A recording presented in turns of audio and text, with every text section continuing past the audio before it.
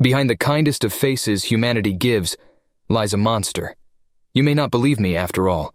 How could your jovial physician or baker be a monster when they are always so kind and considerate? I can only tell you how through a story, a memory really, seared into my mind. The memory of the kind-faced monster named JJ was a great friend of mine. A hulking 6.5-foot tower of piercings and muscle that was as soft-mannered and kind as a Solarian. I'd bared witness to his selflessness. Every day we'd meet for his daily walk of the less fortunate neighborhoods. Even struggling himself with keeping a roof over his head and food on his table, he walked up to the most dilapidated buildings to knock and ask if they needed anything. So many were grateful to this gentle giant that unflinchingly bought hundreds of credits worth of groceries for those who only knew him as the blue-haired human. He volunteered his time to his community, cleaning streets, helping at the local Hollow library when they were short-staffed, reading to the young at the daycare, and sitting as still as a statue when one of the fitful sleepers found a place to rest peacefully in his lap. He brought meals and company to the elderly and alone, those who might not remember or care enough to eat. I never questioned how he could afford the time or credits to do it all, until the day he showed what hid behind that kind smile. I was there to pick him up after his shift at the daycare, just stepping out of my hovercraft when a Zelexian came sprinting out of the daycare, its 8 spindly legs scurrying rapidly as it carried a kicking, screaming Gorvan child in its manipulator arms. I was stunned, frozen in my spot at the blatant kidnapping. The blue-haired blur in pursuit wasn't so hesitant. Jay's face was twisted in an expression of pure malice, thick, stocky legs pistoning up and down as he closed the gap.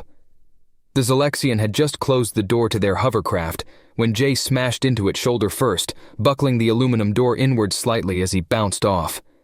He was bleeding from his scalp, bright crimson dripping down his face and tinging his blue brow purple. Jay let out a monstrous snarl as he grabbed onto the hovercraft's outer handles, pulling himself on top of the now powered-on vehicle that was slowly lifting itself slightly off the ground. Jay's right arm reared back as he stared through the shatter-resistant front glass of the vehicle. I thought to myself, there was no way he was going to try punching through synthetic metalloquartz. He didn't try. He did. With an almighty crack, his knuckles smashed into the front windscreen, cracks spidering out from where his fist had hit as the hovercraft lurched forward. He drew his fist back again. I could see his hand was mangled, the skin split open along the knuckles showing white bone, but he slammed it forward again, punching through the weakened windscreen and pushing his arm deeper inside, the metalloquartz digging into and cutting his flesh before he yanked back. The spider-like Zelexian was screaming as they were pulled through the mostly shattered glass and thrown to the ground as the hovercraft floated to a stop. They tried to scramble to their many legs, but Jay jumped on them, landing feet first on a delicate leg with a sickening snap. The Zelexian looked up at Jay in fear as Jay glared down at the spidery creature. There was no kindness in those eyes as he extended one of the fingers on his non-mangled hand, pointing at the Zelexian and speaking in a tone as cold as dry ice. I should kill you. I should rip you limb from limb and wipe my hands clean of it. That terrifying dead stare as the words hung in the air. Jay crouched down and hoisted the Zelexian up by their robe's collar so they were face to multi-eyed face. Feel lucky I don't want to traumatize the children. They'd never forget the sight of your guts strung across the parking lot. But I would. I'd go home happy knowing I took a useless predator like yourself out of the gene pool and sleep like the dead in the grave. Feel lucky, punk. Then with a sharp jerk of his hand and head, Jay headbutted the Zelexian and knocked them out cold before a look of concern became etched in his face as he dropped the Zelexian and ran to the beat-up hovercraft. Climbing onto the hood, he leaned through the shattered windscreen and gingerly lifted the sobbing Gorvan child from the hovercraft. Sitting on the hood and cradling the child with his good arm, mangled hand hanging at his side as a soft, relieved smile came to his face. Finally able to move, I ran over to Jay, still in my nurse's uniform, unable to believe he was so calm with such grievous injuries. "Jay, what happened? He shushed me, gesturing at the child now asleep in his arms, whispering, "Be quiet. This one's gonna need the rest. Also call the authorities for the useless lump on the ground there." He nodded at the just now waking and whimpering Zelexian. I couldn't peel my eyes from his flayed arm. Then I noticed the other injuries. A tear in his shirt hidden by his apron, just below his armpit, matted with red and bleeding profusely. The cut on his scalp a lot more jagged and deep than I thought. Several fingers on his left hand were bent at odd angles. one eye nearly swollen shut with a bruise. "Jay, what happened? Who are you?"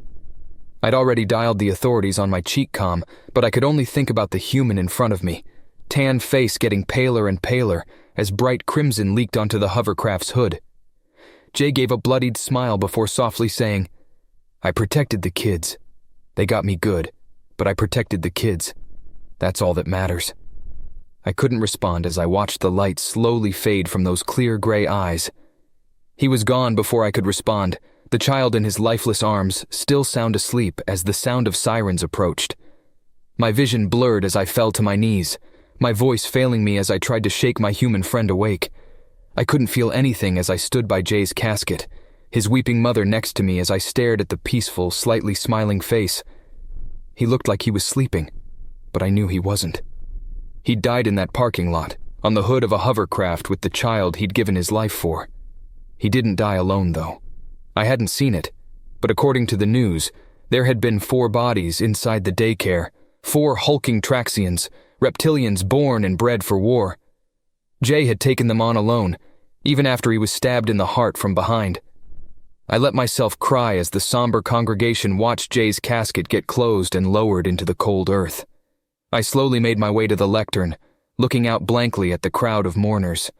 I found myself unable to read the speech I'd written on my note cards. Instead, I gazed at a blue jay gazing at me sternly from a branch, an old saying of Jay's entering my mind. "I'm not a good man. I'm just a man that does good things. Behind my smile, I'm just an animal like the rest of us. A monster with morals, looking to make my little corner of the galaxy just that bit better." He always said that when I asked him why he was always so kind, but there's a part that I didn't let the audience hear. Every day I wake up hoping to have died in my sleep, Skim, but until that time comes, I'll help whoever I can, whenever I can, so I can prove to myself I'm not a monster in a man's skin. You were a monster, Jay. Behind your kind face stood the best kind of monster, the one evil fears.